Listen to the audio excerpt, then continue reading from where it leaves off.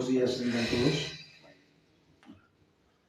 La verdad es que, aunque a veces se repite lo mismo, pero sí es un gusto estar aquí, delante de la presencia de Dios y con ustedes.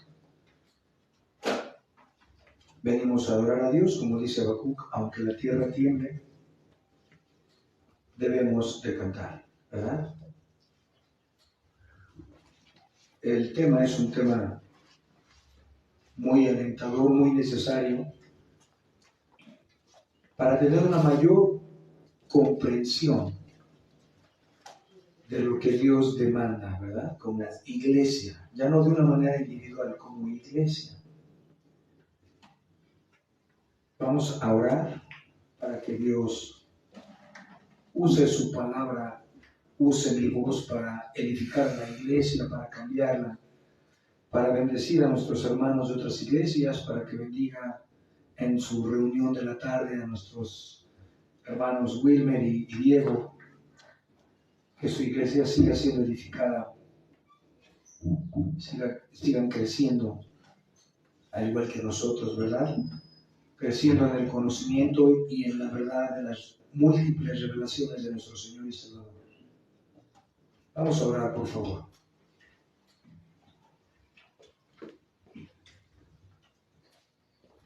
Padre, gracias porque grande es tu nombre en toda la tierra, desde donde sale el sol hasta donde se pone. Nos deleitamos en tu presencia. Estamos conmovidos y agradecidos de que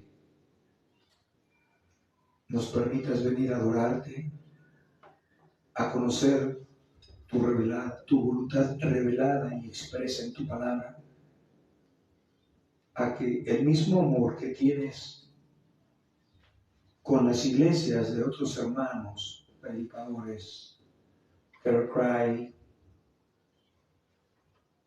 con Paul Washer, MacArthur, Benítez, Barceló, Sugel Michelet, el mismo amor que tienes con esas iglesias es el mismo amor que nos otorgas a nosotros. Tú no otorgas amor por cantidad de sus miembros. Todas las iglesias somos una en Cristo. No vienes por denominaciones, vienes por tu iglesia que es una. Vienes por tu remanente, escogido por gracia. Los que tú has decidido salvar. Es un honor para nuestra iglesia que tu presencia sea continua, sigas obrando, sigas confrontándonos, alentándonos, estimulándonos al amor y a las buenas obras. Es un gran honor, amado Rey, que hoy nos permitas dedicarte esta enseñanza para que tu pueblo crezca. Sigue bendiciendo nuestras vidas, por favor, nuestra comunión, nuestra teología, porque tú eres nuestra teología. Tú eres el centro de aquel que todo lo llena en todo. Amado Dios, gracias por las personas que hoy has traído. Y qué pena por las personas que no han llegado. Te damos las gracias en Cristo Jesús. Amén. Amén. Vamos a cantar nuestros himnos dominicales. Esta también es una manera de demostrarle adoración, honra y honor a nuestro Dios. Vamos al himno 166, por favor.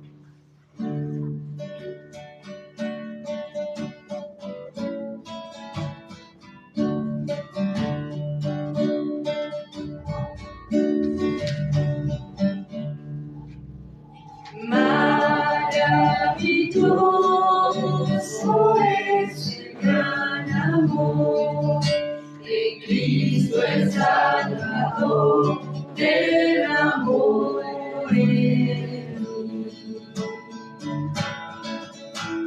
Siento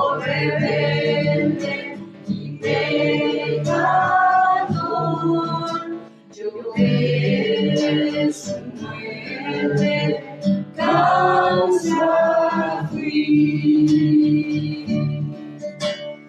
Grande es tu crimen, inmensurable amor, por mí murió el Salvador. Oh, maravilla de su amor, por mí murió el Salvador. Jesús celestial abandonó, dejando posición, gloria y honor. De todo ello se despojó por rescatar al pecador. Misericordia inmensa Él mostró, su gran amor me alcanzó. Oh, maravilla de su amor, por mí murió el Salvador.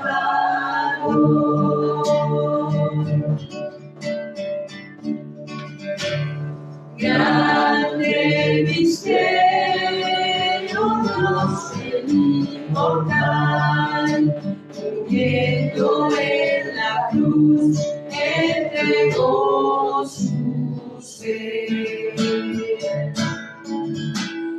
Mi mente humana y angelical jamás lo puede comprender. Inexplicable es el infinito amor que demostró el Salvador.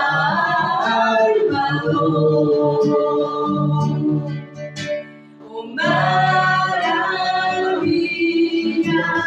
de su amor, por mí murió el Salvador. En mi prisión mi alma padeció, atada en pecado y oscuridad.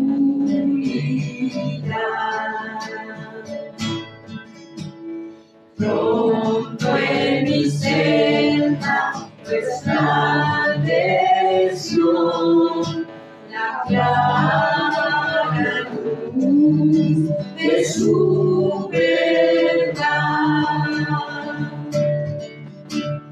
Cristo las férreas cadenas destruyó, que de ella libre, gloria a Dios. Oh, maravilla de su amor, por mí murió el Salvador. Hoy ya no temo la condenación, Jesús es mi Señor y yo suyo soy. Vivo en Él, es mi salvación, vestido en su justicia.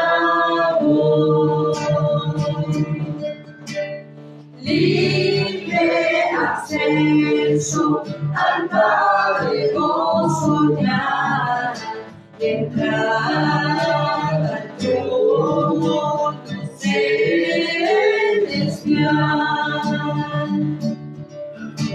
Oh, maravilla de su amor, por mí murió el Salvador.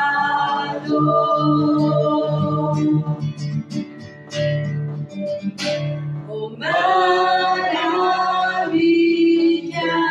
de su amor, por mí murió el Salvador.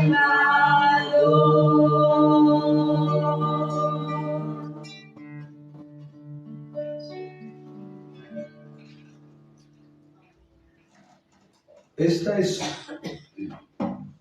una gran verdad. El problema es, la gente quiere mejorar sus vidas moralmente. No pueden comprender que hay un Salvador. Y ese Salvador salva, ¿verdad? Salva de la moralidad, salva del engaño, salva del egocentrismo, salva de muchas cosas. Y debe de ser un placer que Él nos haya salvado, ¿verdad? Lo primero que hace es salvarnos de nosotros mismos. Vamos al himno 212, por favor.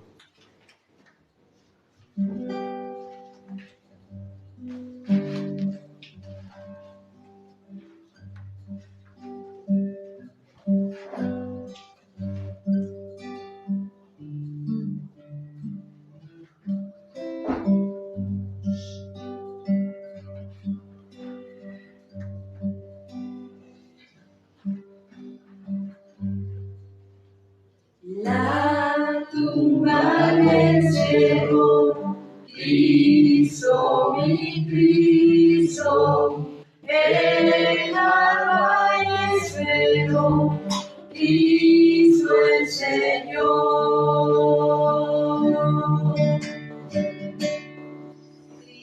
Cristo la tumba venció y con gran poder resucitó. Del sepulcro y muerte Cristo es vencedor, vive para siempre, nuestro Salvador. Gloria a Dios, el Señor resucitó.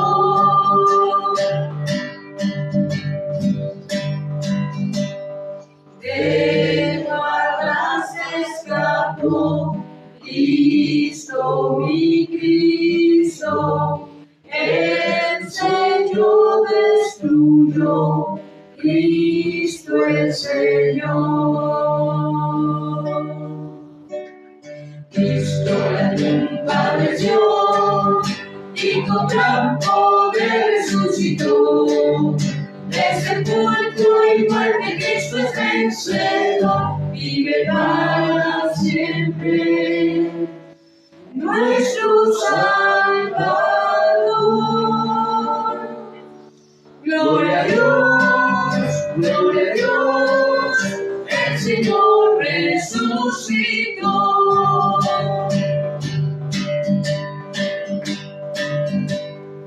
La muerte dominó, Cristo, mi Cristo, y su poder venció, Cristo el Señor.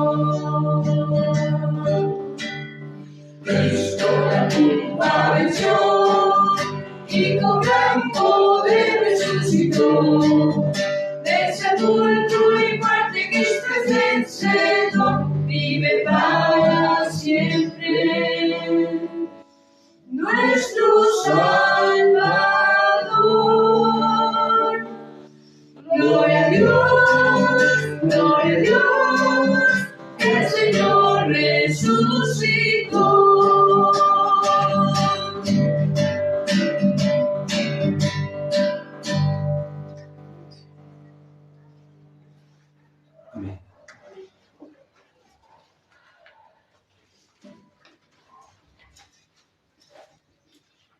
Vamos al himno número 8, por favor.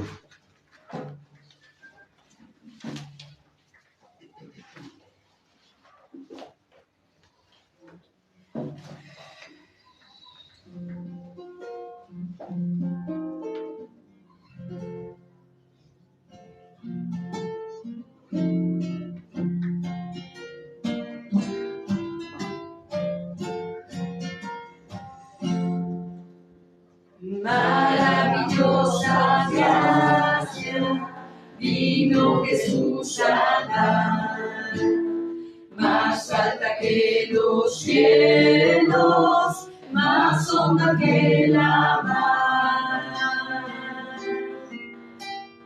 más grande que mis culpas, clavadas en la cruz, es la maravillosa gracia de Jesús.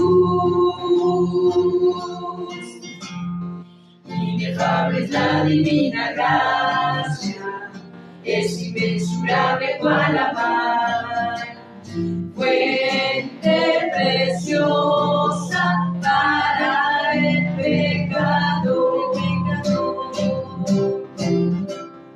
Perdonando todos mis pecados, Cristo me limpió de mi maldad. Alabaré su dulce nombre por la eternidad. Maravillosa gracia, gracia de compasión, gracia que sacia el alma con plena salvación. Gracia que lleva al cielo, gracia de paz y luz, es la maravillosa gracia de Jesús.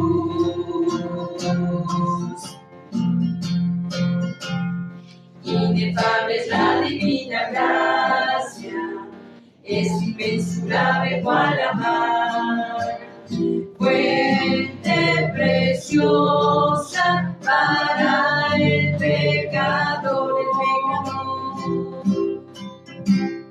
Perdonando todos mis pecados, Cristo me limpió de mi maldad. Alabaré su dulce nombre por la eternidad.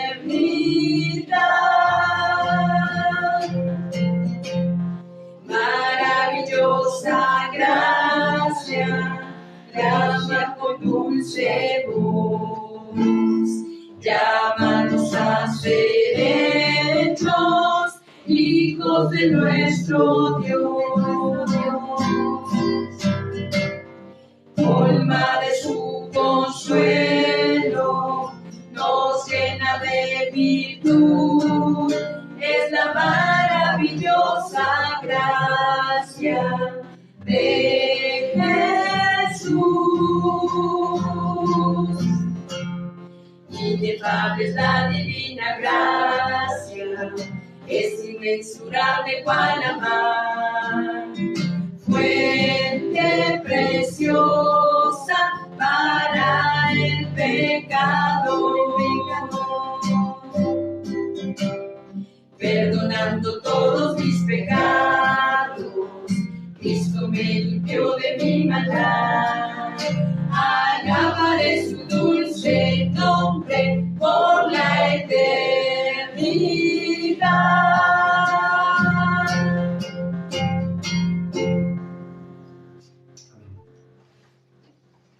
Vemos cómo le llaman a esta gracia maravillosa, ¿verdad? ¿Qué hace esta gracia?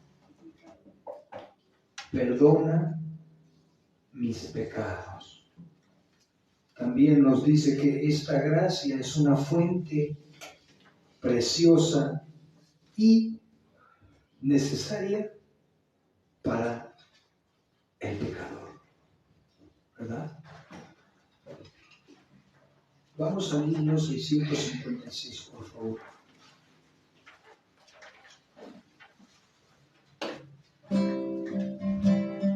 No voy a poder estar cantando, digo, no, claro, porque si canto ahorita ya no voy a poder hablar la predicación. Estoy un poco enfermo de la garganta, entonces, ¿vale?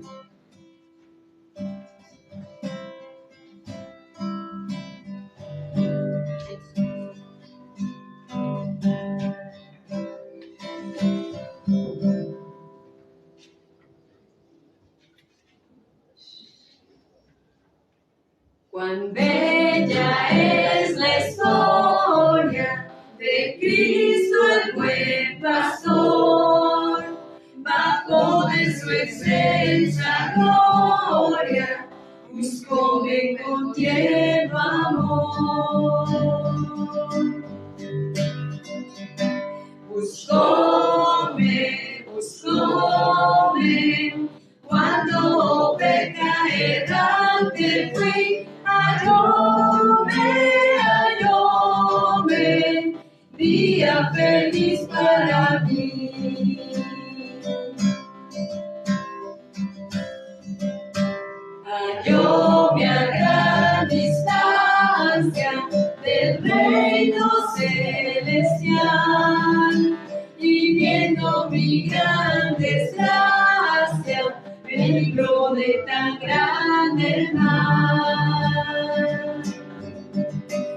Buscóme, cuando oveja errante fui. Hallóme, día feliz para mí.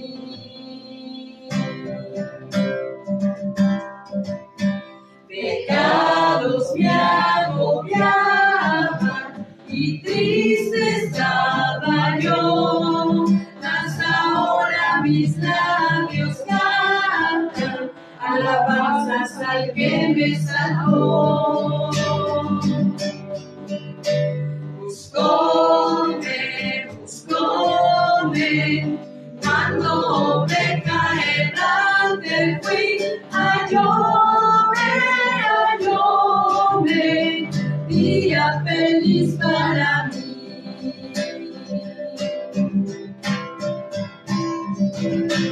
Buscóme, cuando oveja errante fui. Hallóme, día feliz para mí.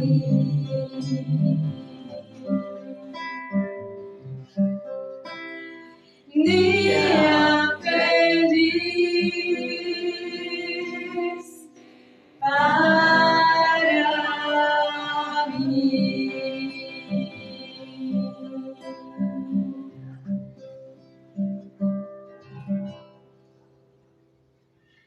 Bonito himno, ¿no? Y realmente sí es bella la historia de Cristo, no el pastor, el buen pastor, ¿verdad?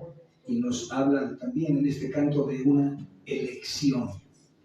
Él bajó a buscar a la oveja cuando la oveja estaba extraviada, perdida, errante, ¿verdad? Cuando los pecados, que ni siquiera la gente se da cuenta que tiene pecados, ¿no? Empiezas a estudiar el Evangelio y te das cuenta de quién eres tú. Como consecuencia de eso, dice el autor, ahora mis labios cantan alabanzas al que me salvó. Vamos al último himno, por favor.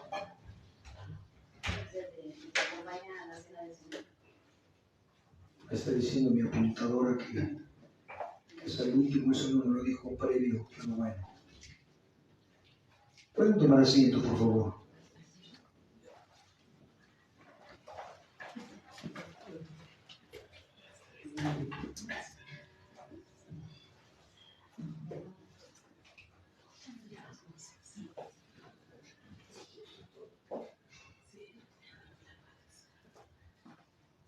Vamos a abrir nuestras Biblias en el Evangelio de San Pedro 5, Primera de Pedro, capítulo 5, versículo 6, por favor.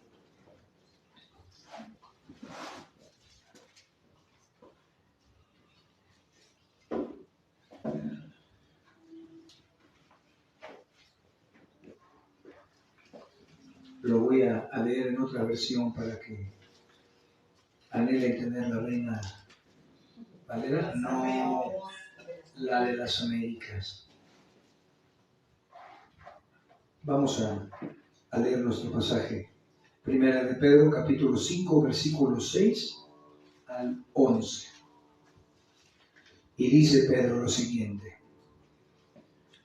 humíllense, pues, bajo la poderosa mano de Dios, para que Él los exalte a su debido tiempo, echando toda su ansiedad sobre Él, porque Él tiene cuidado de ustedes.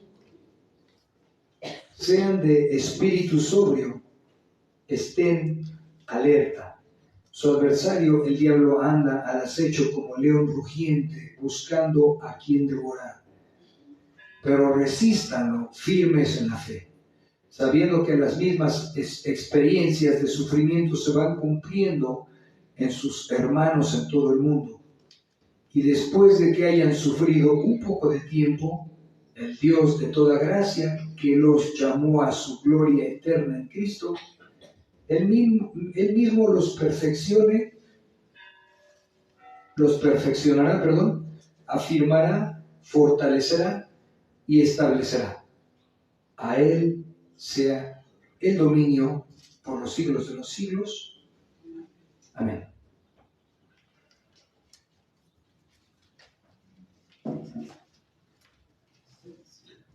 ¿Cuántas enseñanzas aparentemente cuando se va a exponer la palabra de Dios, pensamos cómo podemos aplicar e introducir estas historias a nuestras vidas?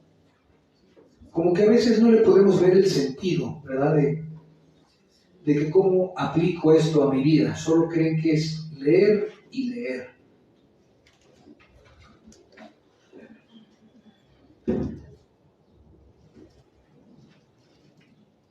Vamos a la introducción. Las personas confían normal o naturalmente en lo que ven, ¿no? Como una tarjeta de crédito, un negocio, en tu trabajo, que tienes trabajo, ¿verdad? En tu esposo, en tu familia, en tu compadre. Pero cuando viene un problema económico, si tienes el dinero suficiente que solvente el conflicto, no te preocupa porque tienes el dinero suficiente. Si no tuvieras el dinero suficiente, ¿qué pasaría? ¿No? La realidad es que las personas, y los incrédulos, eso no es una palabra peyorativa, es para describir a una persona que no ha nacido de nuevo, ¿no? Y a veces los creyentes también, ¿verdad?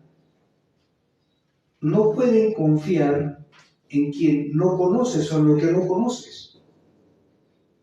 Ejemplo, aquí a 2 cuadras hay un vecino que yo no lo conozco, no sé ni cómo se llama. Sé que tiene un taxi. Yo no podría confiar en él.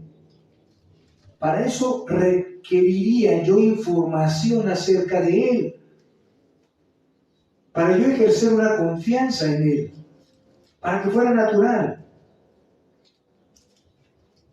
Como cuando me he subido al camión. Yo no pienso si el chofer sabe manejar o no. Yo doy por sentado que sabe manejar, ¿verdad? Yo doy por sentado que él debería de tener llantas media vida mínimo, ¿verdad? Para poder trasladarnos a nuestro lugar de destino. Que tiene pericia para poder desarrollar o desenvolver su papel. ¿Qué quiero decir? Que requerimos, para que se ejerza la confianza, debe de haber previo a la confianza información. Y lo he dicho en otras ocasiones hablando de la fe, que primero, antes de generar fe, viene la noticia. ¿Qué es la noticia? La noticia le llamamos al Evangelio, es un mensaje.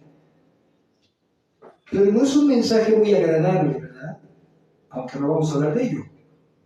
Después, esa fe tiene tres ramas. Viene la noticia, viene otra palabrita extraña que se llama census. ¿Qué significa? Que digo, la información que estoy recibiendo, estoy de acuerdo con ella. Y viene después otra palabrita más extraña que se llama fiducia, que significa lo que ya escuché, por lo cual estoy convencido, ahora mi manera de vida la va a dictaminar la noticia, porque estoy convencido en ascensos. Y ahora vivo en fiducia, vivo creyendo que lo que conozco es correcto. De esa misma manera es lo que hoy vamos a estudiar. La gente que no es salva, no es creyente, intenta creer en Dios. Muchas personas hacen muchos ritos, y yo no digo que extraños porque yo estoy bien relacionado con ellos, como era muy católico, bueno, era católico, ¿no? Te persinas a tus hijos, les dices que Dios te bendiga, pero realmente esa gente podría ejercer una confianza verdadera en Dios. No. ¿Por qué? Porque no puedes confiar. Los pones por allá, por favor. Gracias. No puedes confiar en quien no conoces.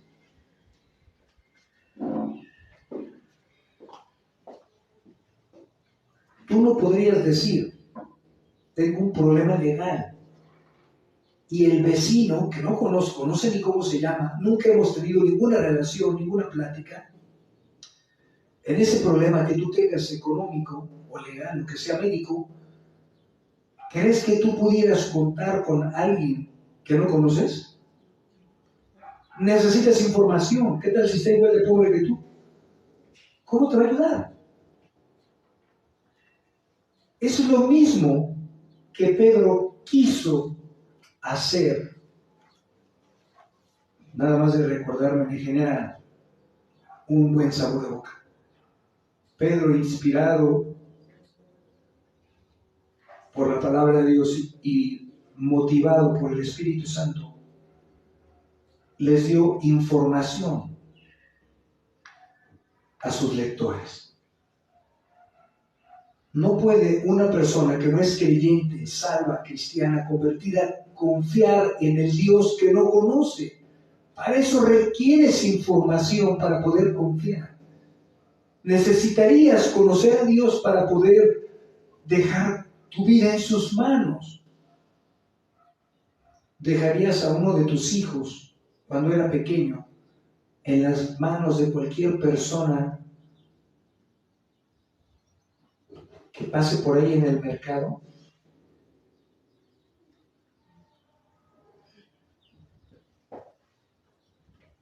Yo he dicho, bueno, se dice, la fe es racional.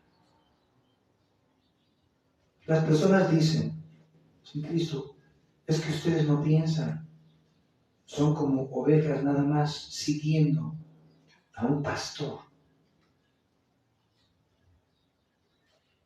Qué buena pasada. Si alguien piensa y demás, somos hijos de Dios. Racionalizamos las cosas.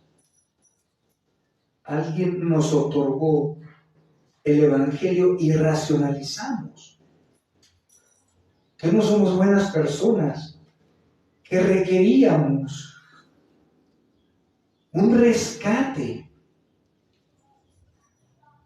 para poder confiar en Dios. Necesitas conocer a Dios.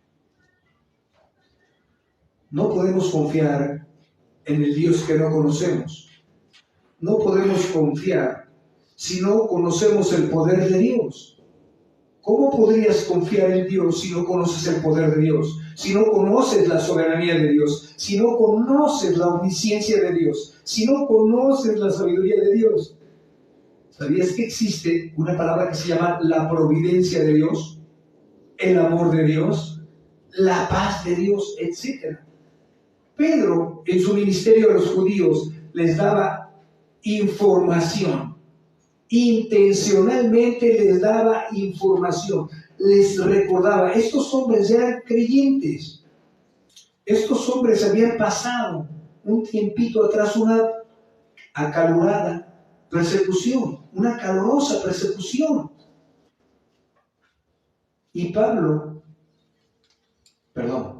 es que siempre es Pablo el autor de tantas epístolas, ¿verdad? Pedro, en su ministerio a los judíos, intencionalmente les daba información del Antiguo Testamento acerca de la historia del poder de Dios. Y yo decía, ¿por qué no dice lo que tiene que decir y ya?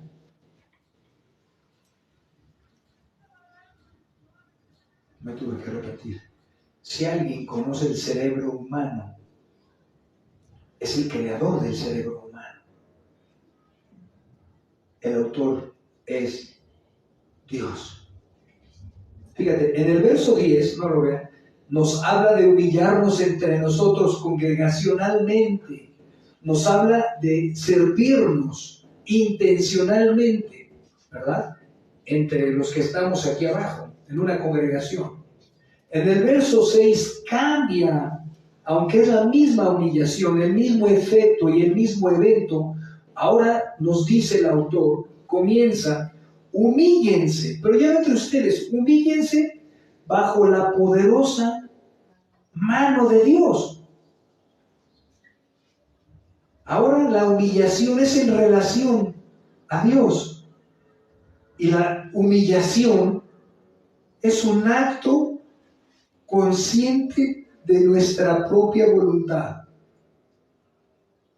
No solo era un imperativo que Pedro les estaba diciendo, no les dijo, ¿qué les parece a ustedes, mi audiencia, si se humillan?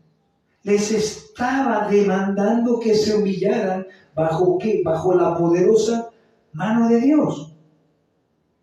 Pero recordemos este antropomorfismo. Si Dios no tiene manos, ¿cómo Pedro? ¿Ok? Si Dios tuviera manos, te digo, por eso los cristianos usamos el culto racional. Si Dios tuviera manos, ¿cuántos millones de kilómetros habría del cielo a la tierra? Imagínate una mano. Entre más largo o más larga sea la distancia, requiere más fuerza para mover el peso de la mano. Imagínate esa mano de poder en la tierra. El impacto que nos quiere sembrar el autor. Antes de ir al Antiguo Testamento, que es exquisito, no solo humillar es en forma pasiva, lo que está diciéndoles Pedro, también significa, y esto no les va a gustar,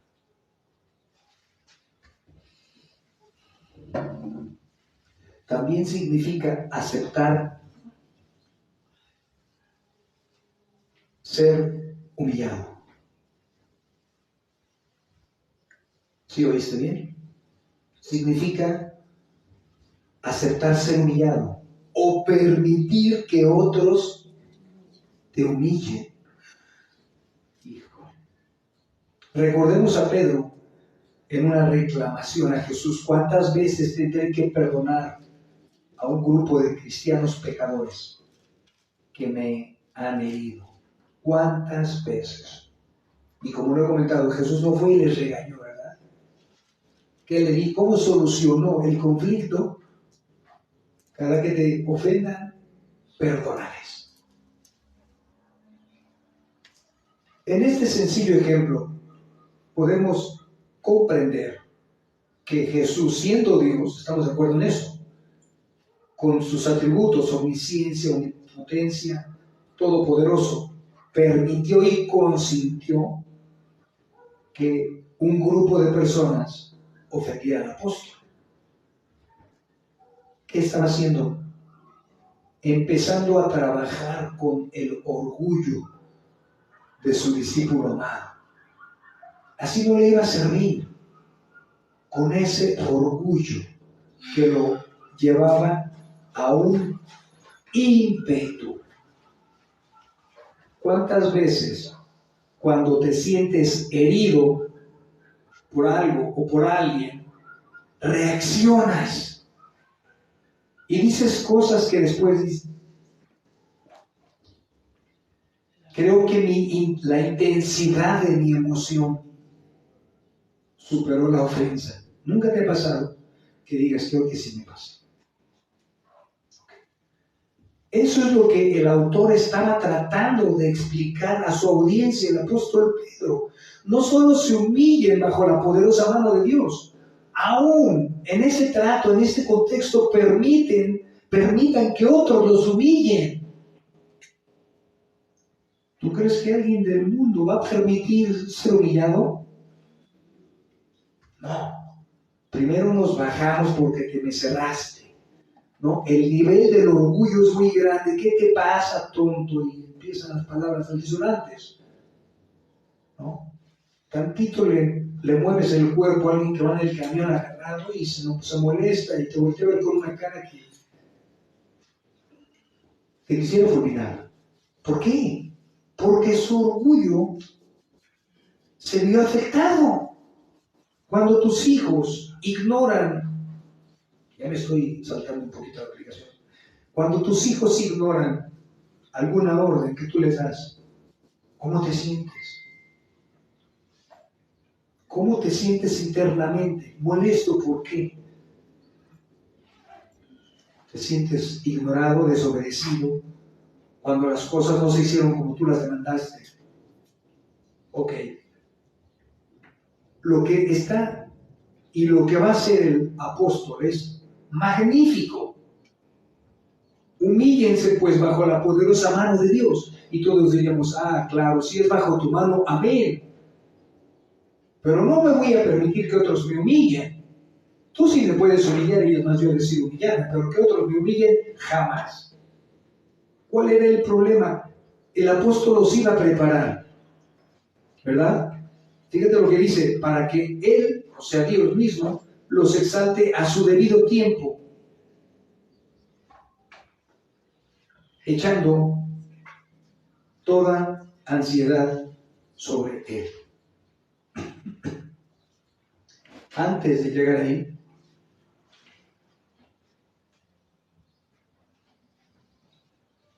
quiero continuar con un poquito en esa humillación que nos permite el pasaje, sin concentrarme todo el tiempo ahí mismo, cómo a veces leemos la Biblia, la estudiamos y no comprendemos, porque no tenemos toda la información en nuestra mente. Pero hay datos tan interesantes. Ejemplo, 2 de Samuel, yo se los leo, 16, del 5 al 10. Hubo un evento intencional. Al llegar el rey David a Bahurim, he aquí salió de ahí un hombre de la familia de la casa de Saúl que se llamaba Simei, hijo de Gera. Cuando salió, iba maldiciendo y tiraba piedras a David. Y David no era nada más ni nada menos que el rey.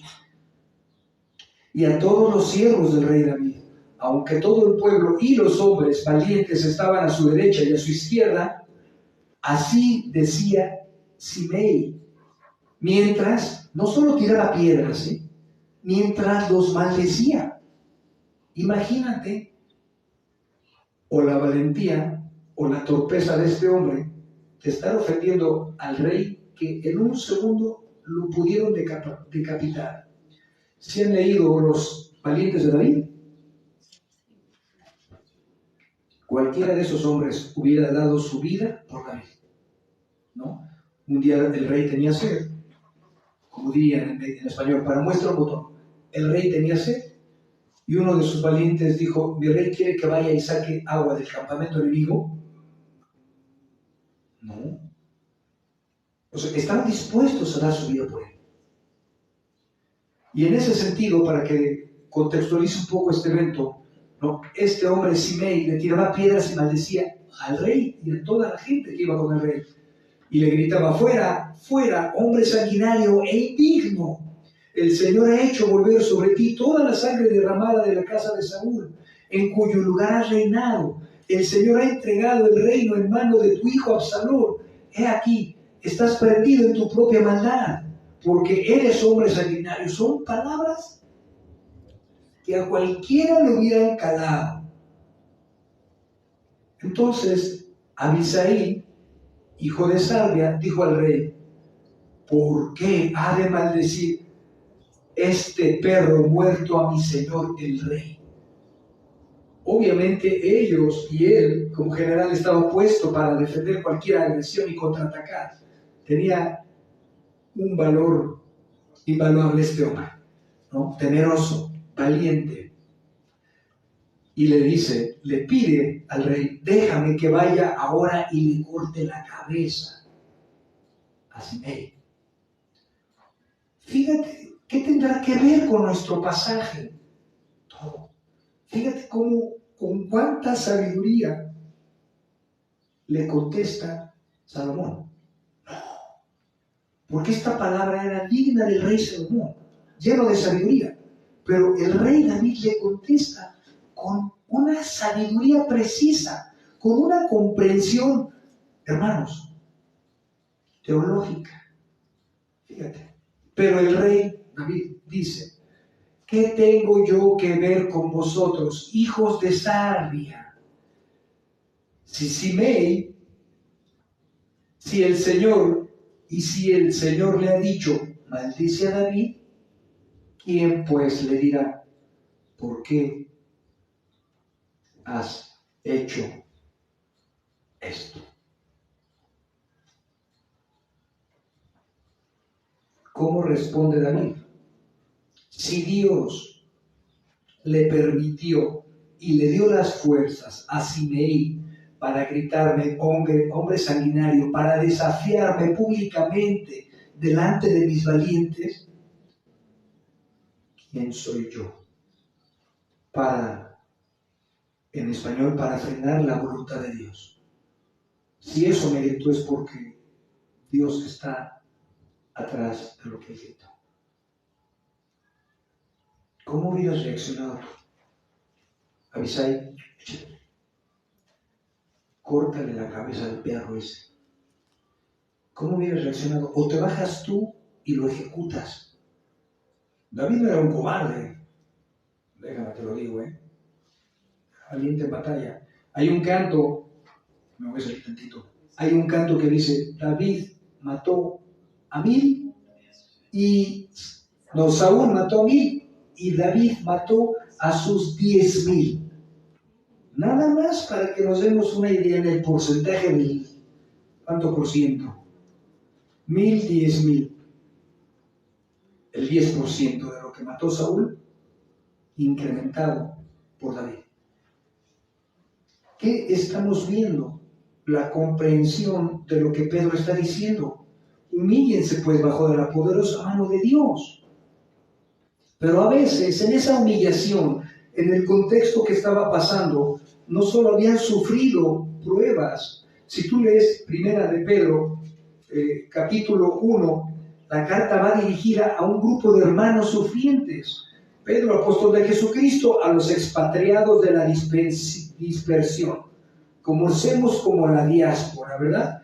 En el Ponto, Galacia, Capadocia, Asia y Bitinia. A esas personas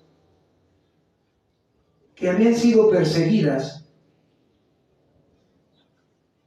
capítulos anteriores, Pedro les enseña cómo vivir piadosamente. Y ahora les va a hablar de la humillación.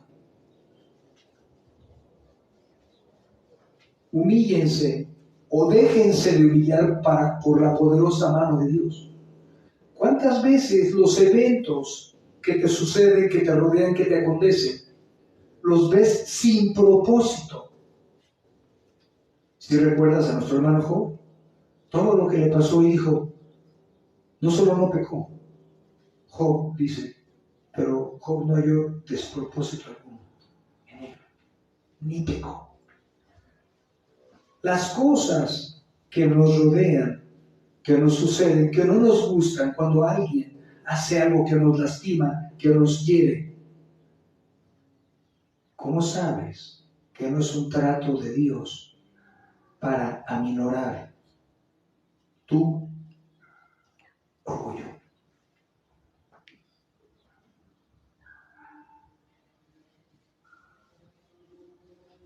Es muy interesante lo que Pedro escribe. Pero también Pedro está alertando que la persecución, los problemas espirituales iban a generar ansiedad. Pero antes, quiero llevarles por un paseo breve. ¿Qué implica? ¿Por qué les dijo Pedro? ¿Qué tiene que ver mi contexto? Humíllense pues no dice bajo la mano de Dios, poderosa, viene de poder y de todo poder o mucho poder. Humíllense pues bajo la poderosa mano de Dios. ¿Sabes por qué usó esta expresión? Y decía, bueno, lo que les quieras decir, nárrales, escríbeles. Pero estos detalles para los judíos que él les estaba predicando eran importantísimos. Éxodo 13:9 les dice, ¿quieren buscarlos? Se los leo. Búsquenlo para que vean sus ojos. Éxodo 13:9, por favor.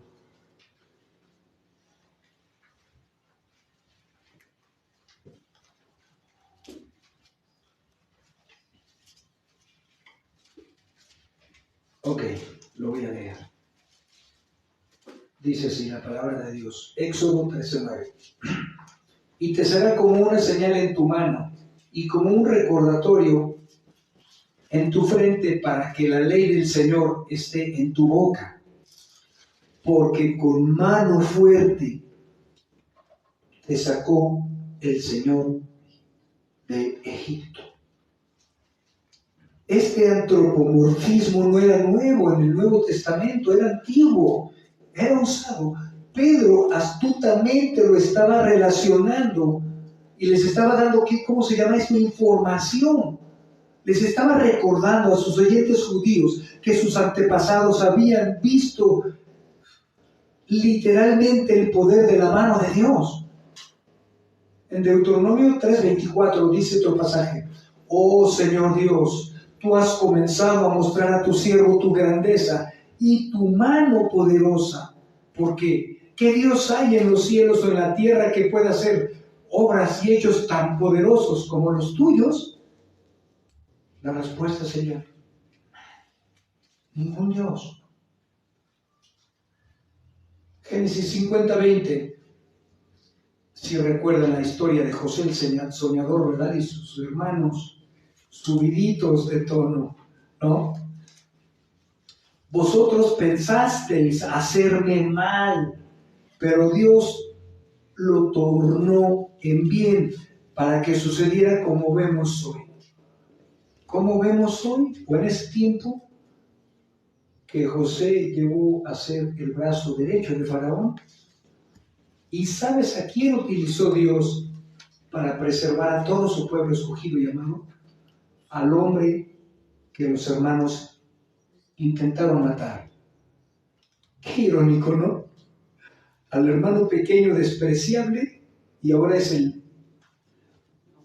la mano ejecutora de la justicia de Dios en la tierra. Ese es y termina diciendo Génesis 50:20, ese es el poder de su mano. Observemos que Pedro usa los mismos antropomorfismos del Antiguo Testamento para recordarles que si hay alguien en quien pueden confiar, es en su Dios. Les anima también recordándoles que Él tiene preocupación por los suyos. Eso es asombroso. Cómo Pedro usa la información para recordarles lo que esa audiencia conocía. La mano de Jehová es poderosa. Los estaba preparando el autor de esta epístola para algo. ¿Por qué nos estaba hablando de la fe? ¿Por qué les estaba hablando de la humillación? Pero antes de llevarlos a la prueba, les habla de que la prueba va a generar ansiedad.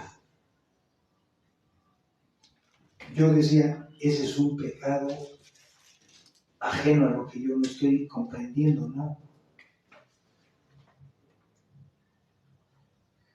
La prueba, el estrés, ¿qué genera? Ansiedad.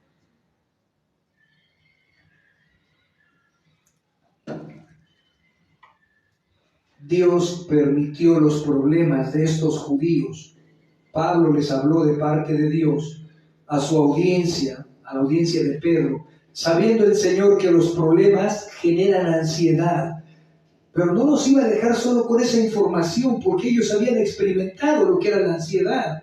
Cuando vino la persecución del Ponto, de Galacia, Capadocia, ellos habían experimentado esa ansiedad cuando estaban siendo perseguidos por el Evangelio. No era nada nuevo, pero Pedro les iba a dar la solución, cómo manejar la ansiedad, ¿verdad?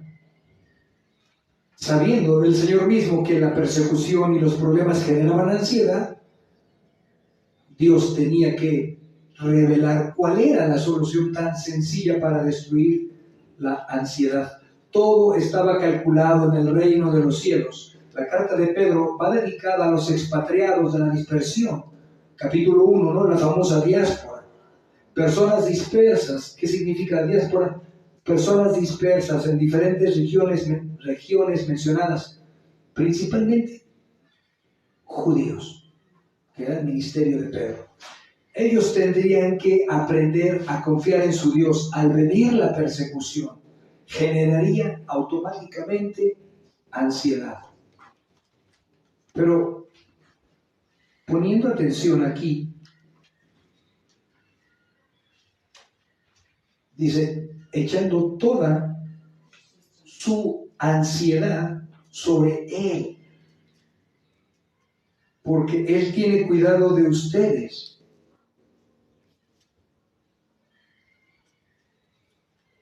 Pedro nos da un griego maravilloso que hace la diferencia de la acción.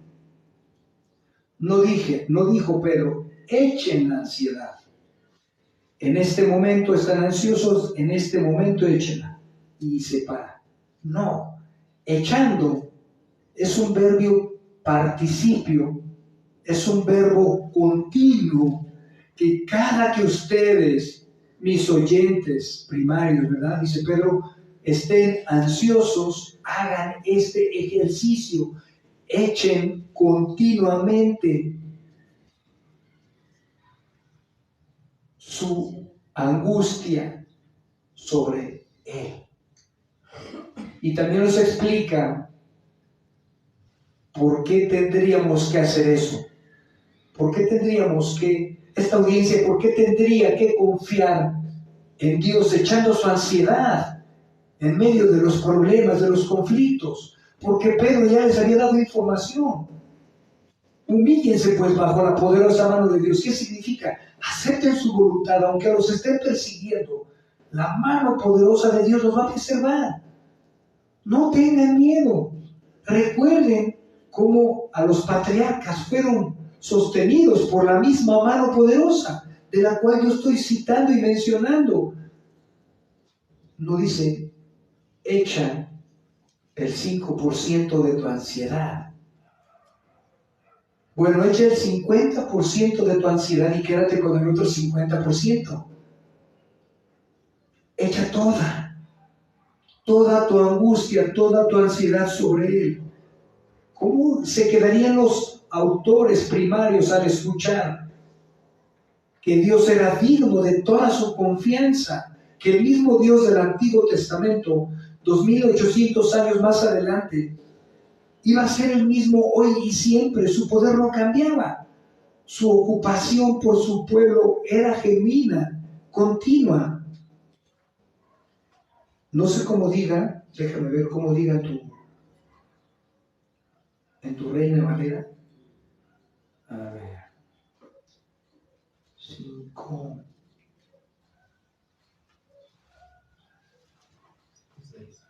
7. Porque Él tiene cuidado de vosotros.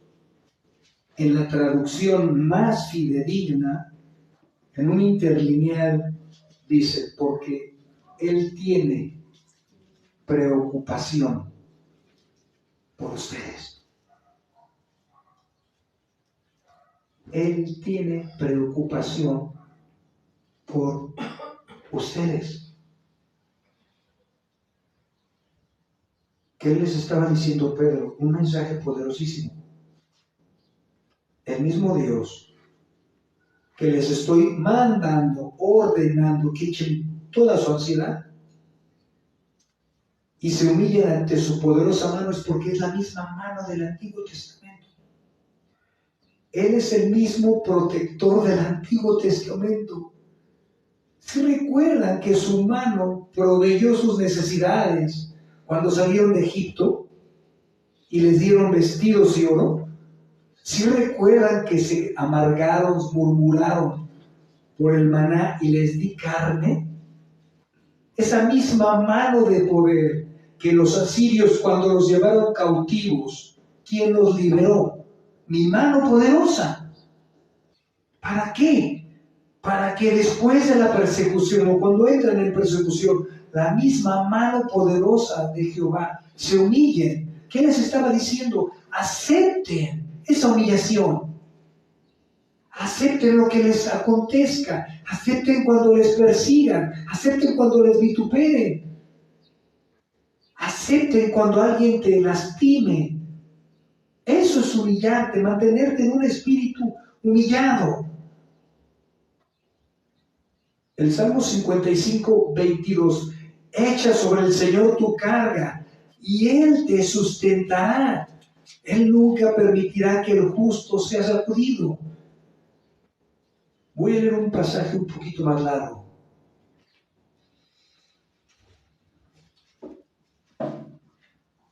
Creo que esta enseñanza va a ser de 2 partes. A mí me pareció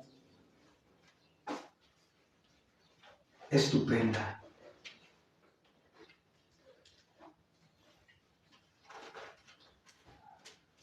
Mateo 6, 25 al 34.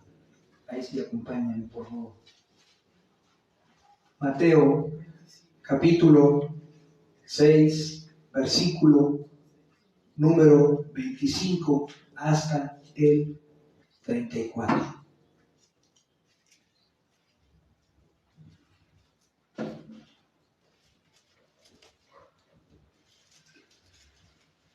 Por eso les digo, no se preocupen por su vida, qué comerán o qué beberán, ni por su cuerpo, qué vestirán. ¿No es la vida más que el alimento y el cuerpo más que la ropa? Miren las aves del cielo que no siembran, ni ciegan, ni recogen en graneros, y sin embargo el Padre Celestial las alimenta. ¿No son ustedes de mucho más valor que ellas? Y tiro una pregunta. ¿Quién de ustedes, por ansioso que esté, puede añadir una hora al curso de su vida? Y por la ropa, ¿por qué se preocupan? Observen cómo crecen los lirios del campo, no trabajan ni hilan. Pero les digo que ni Salomón en toda su gloria se vistió como uno de ellos. Y si Dios así viste la hierba del campo, que hoy es y mañana es echada al horno, ¿no hará Él mucho más por ustedes, hombres de poca fe? Conclusión, por tanto, no se preocupen, que es nuestra palabrita de Pedro, ansiosos, diciendo qué comeremos o qué beberemos o con qué nos vestiremos. Los gentiles, ¿qué está diciendo? Las personas sin salvación, las personas que no han sido salvadas, rescatadas, perdonadas, buscan ansiosamente todas estas cosas. El Padre Celestial sabe que ustedes necesitan todas estas cosas, pero busquen primero su reino y su justicia, y todas estas cosas serán añadidas. Otra conclusión importante. Por tanto, no se preocupen por el día de qué, porque el día de mañana se cuidará de sí mismo. Bástele a cada día sus propios problemas.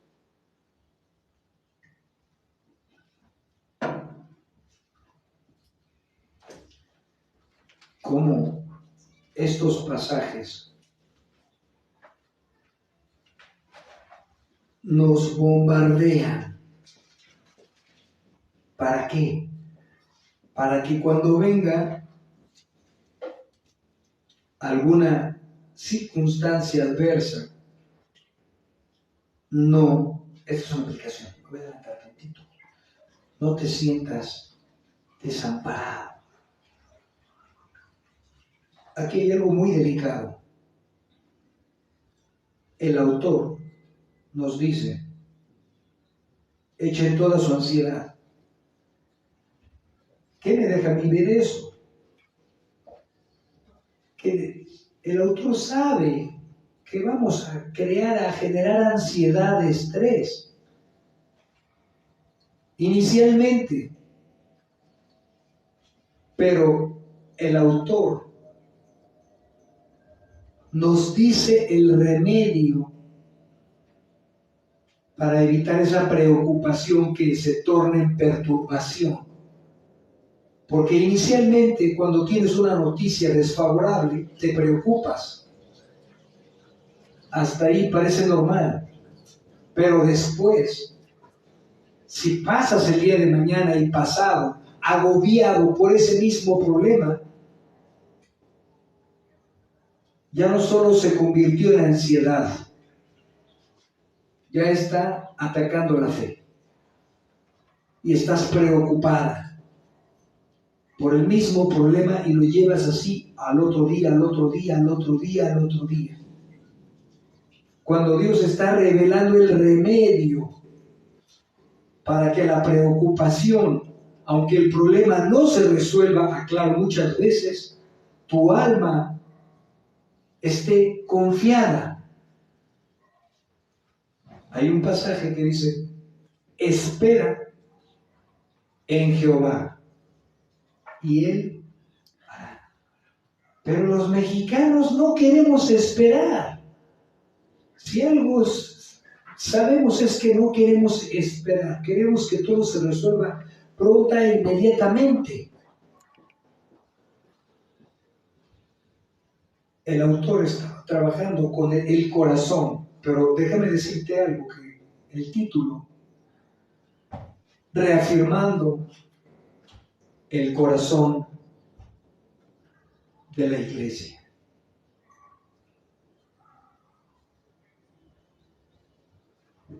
Necesitaba pasar por estos problemas, pero Dios, como sabía que los problemas iban a generar ansiedad en su pueblo, les dio una solución tan sencilla que cuando tú caes en un problema estás pensando cómo resolverlo y no la solución bíblica tan sencilla. Echa toda tu preocupación sobre mí. Oras y te paras igualito que cuando iniciaste la oración, preocupado.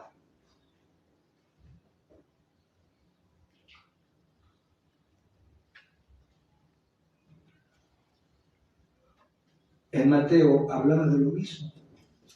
¿Por qué te afanas? ¿Por qué te preocupas por el día de mañana? Cada día tiene su propio problema, su propio afán. Se les demandaba una confianza en la poderosa mano de Dios. No era cualquier mano, era la mano poderosa de Dios. Y les reveló también: echen su ansiedad en la preocupación, porque Él tiene cuidado de ustedes. ¿Quiénes son este grupo de ustedes? No son todas las personas, son los creyentes que estaban escuchando el mensaje del Evangelio, ejerciendo fe en ellos, que pudieran confiar en la soberanía de la mano poderosa de Dios. ¿Para qué los preparaba? Para que confiaran y tuvieran un espíritu sobrio.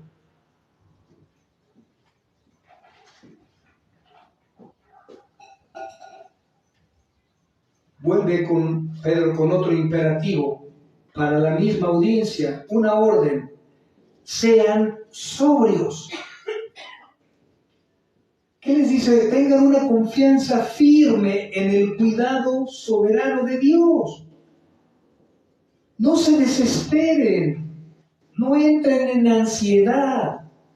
Eso es la sobriedad. Que tengas un problema y estés dando vueltas y vueltas por aquí. La cámara, viejita, gracias. Y que estés caminando toda preocupada en tu casa o sentado y tu mente esté piensa y piensa y piensa y piensa en el mismo problema.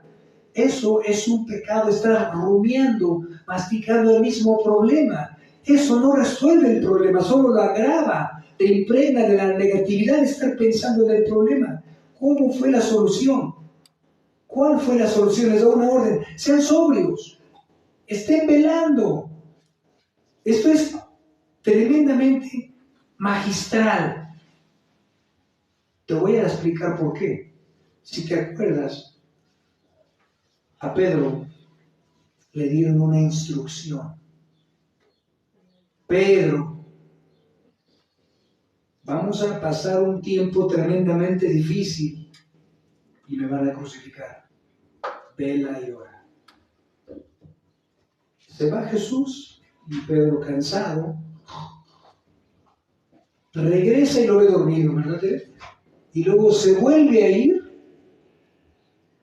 regresa Jesús, le da la misma instrucción y Pedro con los ojos cargados de sueño.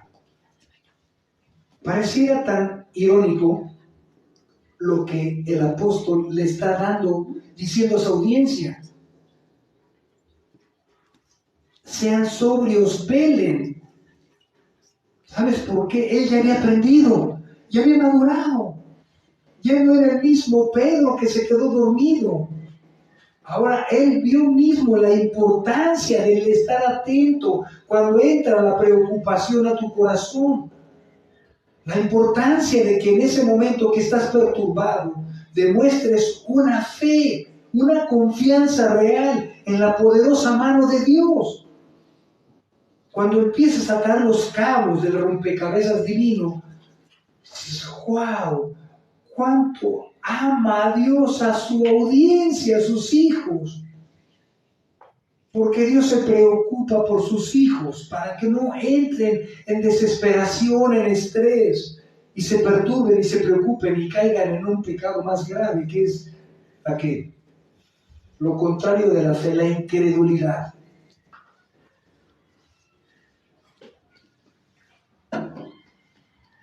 Esa audiencia necesitaba aprender esta maravillosa fórmula.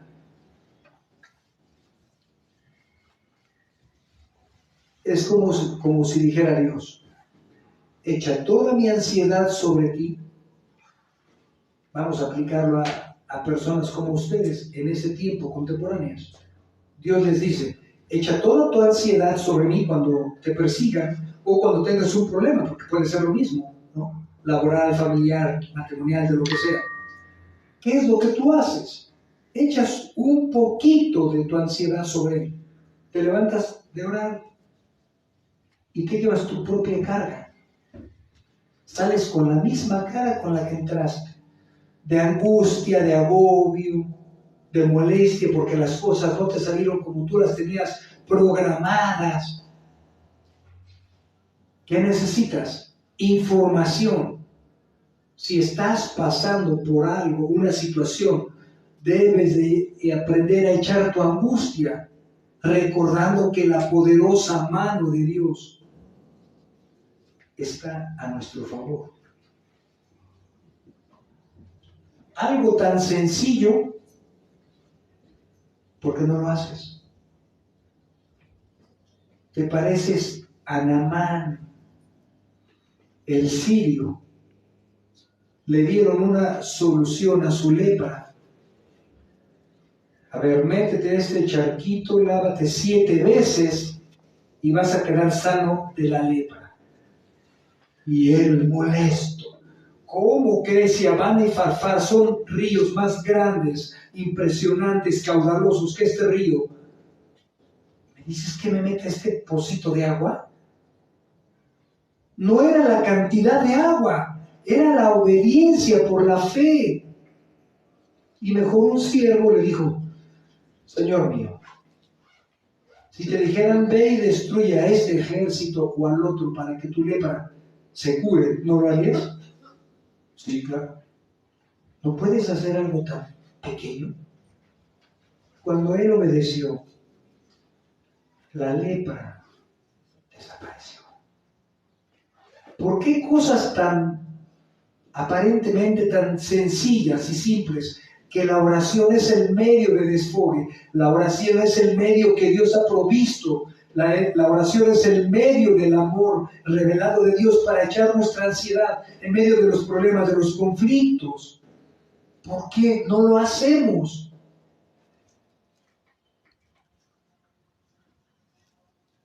¿Por qué? ¿Por qué? Y le dice Pablo a su audiencia: echando, o sea, en español, echen continuamente, o cada que estén ansiosos, hagan oración. ¿No dice lo mismo otro pasaje del Nuevo Testamento? Cuando estés triste, haz oración. ¿Acaso se pondrían de acuerdo los dos autores? Es que la solución es la misma. Cuando tú decidas obedecerle a Dios, dejar de estar pensando en los problemas de mañana, concentrarte en ti, como si de ti saliera la fuente del poder para resolver los problemas, y no sabe más que el pecado. Vas con Dios, te humillas bajo su poderosa mano, le dices que eres tan incapaz de poder enfrentar este problema y lo dejas ahí y te paras contenta, creyendo que Dios va a actuar a tu favor. No estarías con esos niveles de estrés, de tristeza, de desánimo, de cansancio, porque el estar usando la mente para resolver un problema que te agobia, cansa. Cuando la solución es, si quieres llamarlo así, simplista. No, yo tengo que estar pensando cómo me siento, cómo voy a resolver esto que me está. La solución a la ansiedad es la oración y la fe. Las dos van a funcionar maravillosamente para que tú ni estés de mal humor, ni estés perturbado o angustiado.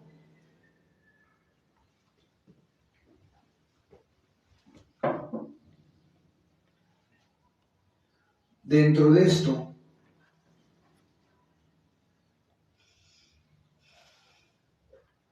vamos a hacer la segunda parte, como decía al principio, para no extenderme porque me quedé a la mitad. Pero cuando yo estaba estudiando esto, me sacó una gran sonrisa en el alma. Los problemas a lo mejor no van a cambiar. Lo que va a cambiar va a ser mi corazón. Va a descansar en Cristo, el autor y consumador de la fe. No tienes que ir a la basílica de rodillas a hacer esos sacrificios que Dios no demanda. Entra a tu aposento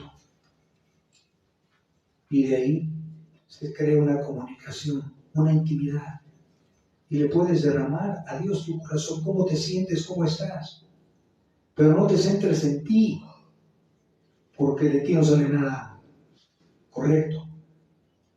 Cree que Él va a proveer lo necesario para que tú internamente estés bien, aunque tu problema no cambie. Cuando tú vas a orar en medio de la aflicción, de la angustia, eso es un acto de obediencia. Pero cuando tú crees que le dejas tu carga y te paras creyendo, confiando en que Él va a hacer algo, en ese momento entra la fe. Si te paras igual, es que no tienes fe. Y te vas a parar igual que cuando llegaste a la presencia de Dios. Adelanté algunas aplicaciones, pero falta la segunda parte. Es importante que lo comprendamos. Aquellos que somos ansiosos, ese es el gran secreto a voces para destruir la ansiedad. No tienes que ir con el psicólogo a darle 1,000 pesos. Esa terapia es gratuita. Vas a la oración, entras a su presencia, le dices, mira, estoy muy preocupado, y si estoy muy preocupado voy a dar mal testimonio, porque me van a decir dónde está tu Dios y su mano poderosa. ¿Por qué estás así? Todo preocupado y perturbado y ansioso, como si tu Dios no existiera. Entonces le oras tiernamente y le dices, no quiero que vean mi pecado. Ayúdame a tener confianza. Ayúdame a creer que tú te vas a encargar, porque es la misma mano del Antiguo Testamento, la misma mano de poder, es la misma mano y el mismo corazón de ese Dios que se preocupó por su pueblo. Y recuerdan cuando los egipcios lo iban a destruir a pie del mar, que ya no había escapatoria, aparece la mano poderosa abriendo el mar. Siempre hay una solución al problema. Y esa solución es Cristo Jesús. Dejamos aquí la enseñanza. Llévate en el corazón que la ansiedad inicialmente está bien, pero no vivir con ansiedad todos los días de tu vida, porque la ansiedad es producto de la incredulidad y de la perturbación del corazón. Vamos a orar. Amado Dios, personalmente esos textos del Antiguo Testamento fortalecieron mi pobreza de espíritu, mi incredulidad. Mi corazón recibió el alimento que necesitaba para continuar confiando en ti. Gracias a esa información, a esos pasajes de poder, podemos recordar que la mano de Jehová no se ha cortado. Sigue proveyendo lo que necesita tu pueblo. Síguenos ayudando y enseñando a hacer este ejercicio continuo de piedad, de obediencia, de fe, de amor en ti. Ayúdanos a no estar rumiando nuestros problemas, porque de ahí mismo estamos provocando la desgracia para el alma, para la perturbación, para la preocupación, para la negatividad. Ayúdanos a tener una fe que te honre, una fe que pueda motivar a otros a confiar en ti. Aún promueve esa fe en los incrédulos para que te puedan adorar, para que sus pecados, ellos crean que sus pecados pueden ser perdonados inmediatamente utilizando la fe en Cristo Jesús. Obra favorablemente, sigue obrando favorablemente en nuestras vidas, para que podamos bien representarte, amado Señor, en medio de tantos problemas, en medio de tantos conflictos, en medio de tanta inseguridad. en medio del caos cotidiano. Ayúdanos a no permitir ser perturbados por las malas noticias y recordar tu mano poderosa. Te lo rogamos, Padre, como iglesia. Gracias porque nos has demostrado que esa mano vigente, eficaz, eficiente, ha estado con nosotros todos los días de nuestra vida. Y si estamos hoy aquí, es porque somos una muestra de tu poder. Sigue cuidando nuestros hogares, por favor. Lo necesitamos. Sigue cuidándonos de desgracias, de tragedias, de enfermedades, en conformidad a tu santa voluntad. Ayúdanos a crecer. Ayúdanos a menguar con el orgullo, que es un impedimento para el crecimiento. Por favor, Padre, rogamos más de tu presencia y menos de nuestra aportación destructiva. Padre, queremos tomar unos segundos para preparar nuestro corazón, porque queremos tomar la cena del Señor. Y no importa que cada domingo lo repita, líbranos de acostumbrarnos a tomarla indignamente, con indiferencia, sin pensar en tu cuerpo y en tu sangre. Perdónanos de todos los pecados que hemos cometido de domingo pasado hasta hoy. Recuérdanos los que son ocultos para venir a la cruz a pedirte perdón. Danos la gracia para no volver a hacerlos, a cometerlos. Ayúdanos a apartarnos de ellos, que no nos vuelvan a esclavizar. Tú puedes ver que somos tan débiles. Ayúdanos a pensar que tú no debes de ser ofendido por nuestros pensamientos, por nuestra manera de hablar, por nuestra manera de ser, por nuestras decisiones. Tu palabra nos enseña: no seas tropiezo ni a judíos, ni a gentiles, ni a la iglesia de Dios. Ayúdanos a no volvernos sinvergüenzas espirituales. Genera temor en nuestros corazones para apartarnos de nuestros pecados y tener una comunión libre, un acceso íntimo, sano, continuo en las puertas de la gracia, Padre, para alcanzar siempre tu trono, siempre tu ayuda tan necesaria en nuestras vidas. Señor, gracias. Sigue bendiciendo nuestra reunión, que todavía no la terminamos. En el nombre de Jesús, recuérdanos de pecados que hayamos cometido para llevarlos a la cruz. Genera vergüenza en nuestros corazones, por favor, para tomar la cena dignamente. En Cristo Jesús. Amén y amén. ¿Me ayudas con los elementos, por favor?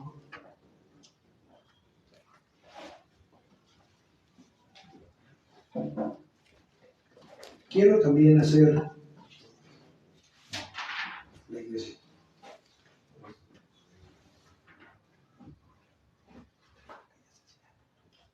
Quiero también hacerles mención de algo. Por ahí creo que alguien se perturbó, porque el domingo pasado tuve varios errores. Parece seguido los tengo, pero esta vez creo que fueron más marcados, ¿verdad? En la ofrenda, se me estaba olvidando la ofrenda, ya había terminado la reunión, se me estaba olvidando la cena del Señor.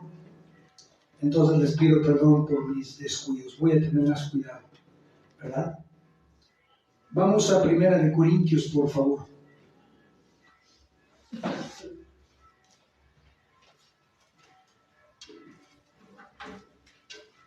Primera de Corintios, ya saben cuál. Nuestro pasaje favorito para la cena del Señor. Primera de Corintios 11.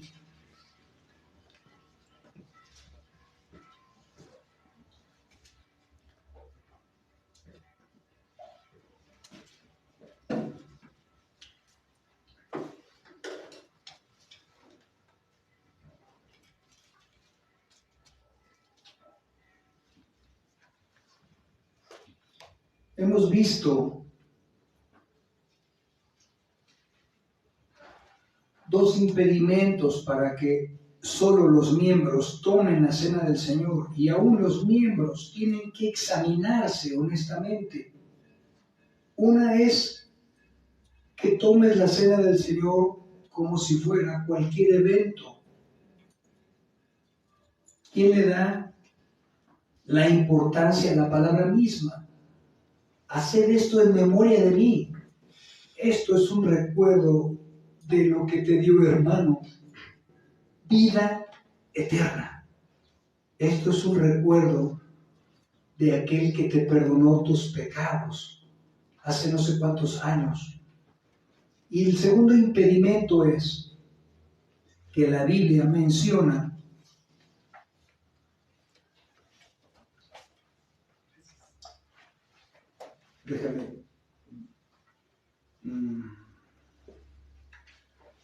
el texto 18, ¿verdad? Siempre tenemos que demostrar nuestra postura teológica a través de la propia palabra de Dios. Pues en primer lugar, oigo que cuando se reúnen como iglesia hay divisiones. Esa es una parte que, si tú eres una de esas personas, miembro de la iglesia, que generas alguna división, ¿cómo la generas? A través de la amargura, a través de estarte quejando de un hermano, del predicador, del pastor, de la hermana de la alabanza, de la hermana de la cámara. Tú no puedes tomar la cena del Señor. ¿Por qué? Porque el pasaje lo está expresando, eso es una división. Hay otros pasajes que nos dan más luz y dicen, sean todos de un mismo sentir, compasivos, no devolviendo mal por mal, ¿no? Cuando tú hablas mal de un hermano con otra persona, eso es crear una división. Una división es una barrera, es una separación. Y si tú has hecho eso, no puedes tomar la cena del Señor. Porque a veces el prejuicio, si hoy no la tomas, van a decir, ay, me voy a evidenciar que yo hice eso. No le temas al hombre, ten una libertad. Perdón, ten una libertad. Que no te esclavice el hombre. Si lo has hecho, arrepiéntete y no la tomes. Lo vamos a estar haciendo cada 8 días. Pero tú no eres candidata o candidato a tomar la cena si has hecho comentarios negativos de una persona sin ningún motivo para edificar. Eso es una división. ¿Verdad? ¿Quién lo restringe? El propio texto. Voy a leer el 20. No, el 23. Y Pablo nos dice de quién recibió esta instrucción. Porque yo recibí del Señor mismo, que les he enseñado que el Señor Jesús, la noche en que fue entregado, no fue en el día, importante dato, tomó pan y después de dar gracias lo partió y dijo, ¿sabes por qué partió el pan? Es un sentido figurado, una metáfora. Sabes que su cuerpo fue quebrado. Imagínate que esto fuera un pedazo de pan. Este es mi cuerpo que por ustedes es partido. Le estaba dando el peso y el sentido correcto, no figurado, que eso iba a suceder con su cuerpo, maltratado. Eso dice el pasaje. Lo partió y dijo, este es mi cuerpo, que es para ustedes. Hagan esto en memoria de mí. Solo lo puede tomar la iglesia. En el contexto, Jesús está dando instrucciones a su pueblo. Porque todas las veces que coman este pan, ¿puedes ayudarme a repartir los elementos, por favor?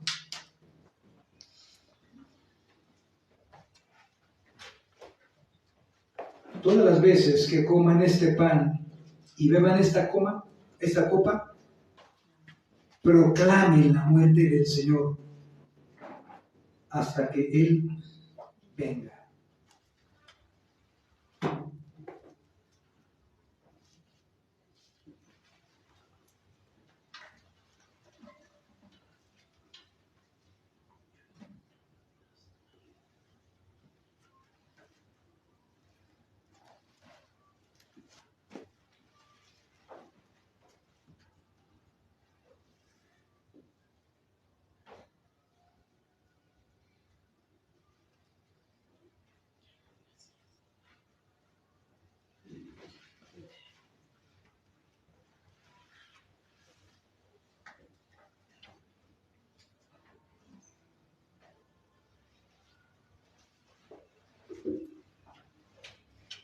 Gracias.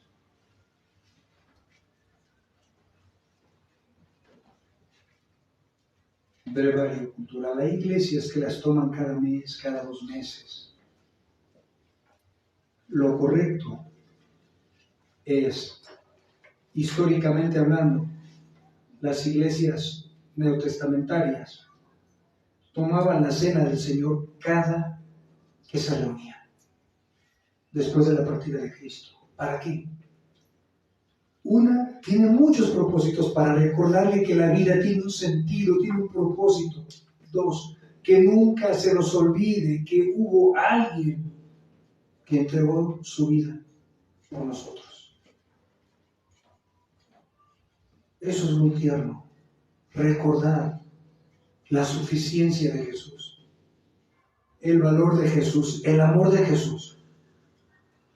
Porque imagínate, amigo y hermano, cuántas cruces se hubieran necesitado para que todos hubiéramos pagado por nuestros pecados y estar colgados.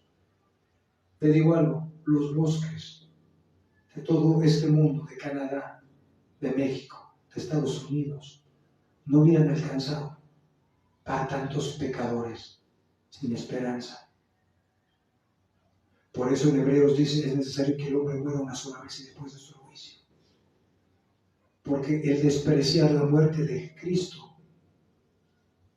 para no participar de estos eventos, no solo para venir a la iglesia, formar parte de la membresía de la iglesia, humillarte bajo la poderosa mano de Dios en una iglesia. Explico esto para darle el sentido correcto de lo que el pasaje dice. ¿Vale? Recuerden, este es el nuevo pacto en su sangre. Hagan esto, aquí está el secreto, el porqué de todos los domingos. Cuantas veces la beban en memoria de mí, van a ser los domingos, en memoria de Él.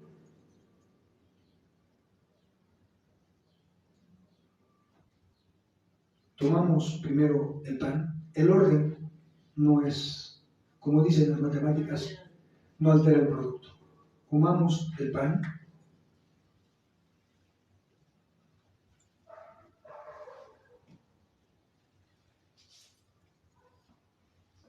Bebamos de la copa en memoria de Él.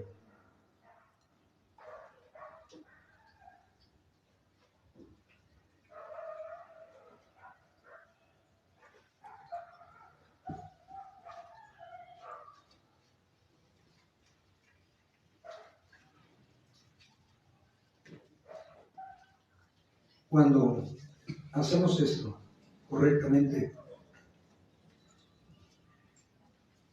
no solo sé si me pasa a mí, pero te sientes indigno, pero agradecido. Como Jesús hizo todo esto en el plan de redención para perdonarnos en Cristo.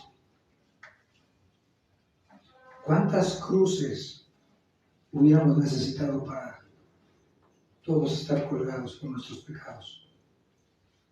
¿Cuántas cruces? El justo por los injustos. Después vamos a pasar a la ofrenda Puedes tocarle lo que pasamos a ver. Toca el canto, por favor. Me gusta ponerse de pie. Vamos a cantar un himno, por favor.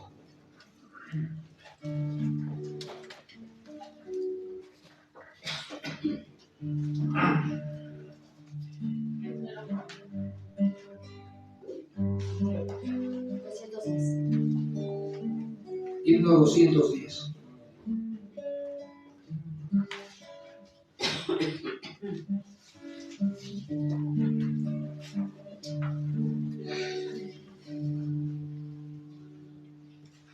Con pena amarga y a Jesús mostréle mi dolor. Perdido errante, vi su luz, bendíjome en su amor. En la cruz, lo primero vi la luz y las manchas de mi alma en amor.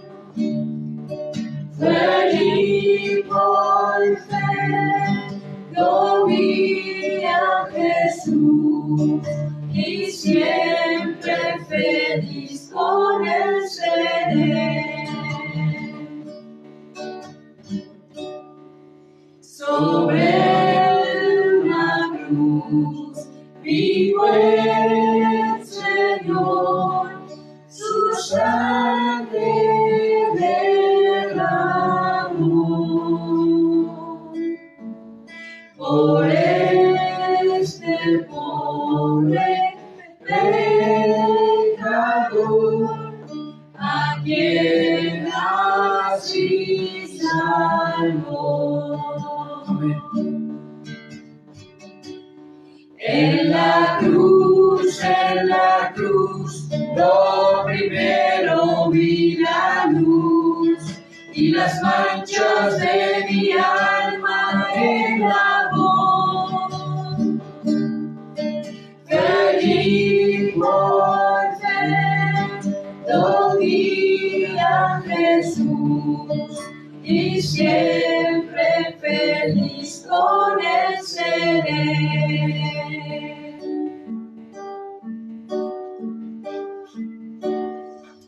Venció la muerte con poder y al cielo se exaltó. Confiar en él es mi placer, morir no puedo yo. En la cruz, lo primero vi la luz y las manchas de mi alma el amor. Feliz por fe, lo vi a Jesús y siempre feliz con él seré.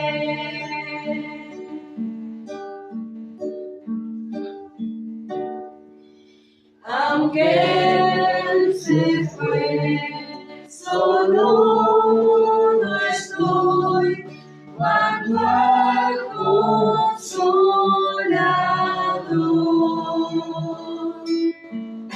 Divino Espíritu que hoy me da perfecto amor. En la cruz, lo primero vi la luz y las manchas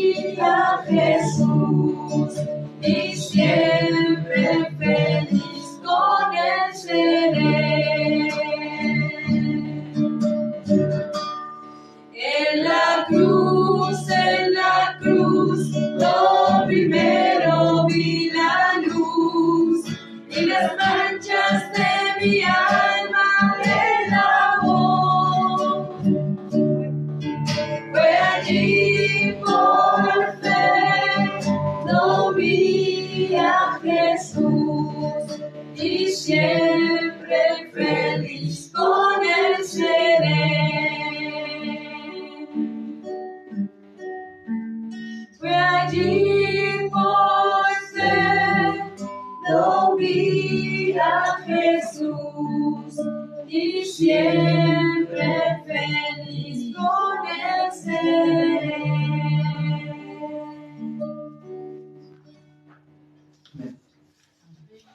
Este canto es hermoso porque nos hace recordar que la vida comenzó en la cruz, ¿no? La vida comenzó en la cruz. Por eso dice, yo primero vi la luz de Jesús, la luz de la esperanza y no de la condenación. Ahora me puedes apoyar con la ofrenda, por favor.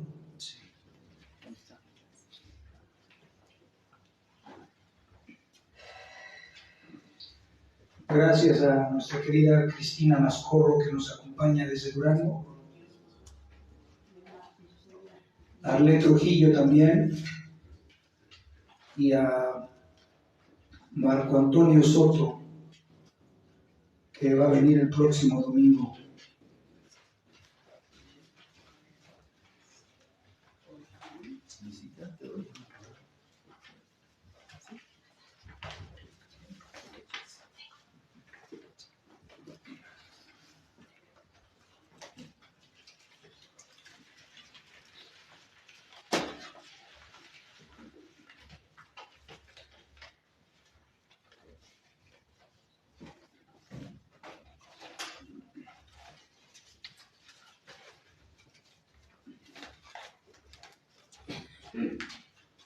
Gracias por acompañarnos. Que Dios nos siga bendiciendo, nos siga atrayendo a su palabra, a su presencia, pero con corazones más limpios. Algo para terminar, los números no se concentren en los números de congregantes de una iglesia. El mismo amor que tiene nuestro Padre Celestial por la iglesia de mi hermano MacArthur de 3,000 personas, es el mismo amor que tiene para con nosotros. No es el número, es la fidelidad que tú le demuestras al Dios que dices que te rescató de tu vana manera de vivir. Que Dios les bendiga. Nos vemos el próximo domingo. Estamos despedidos. Gracias.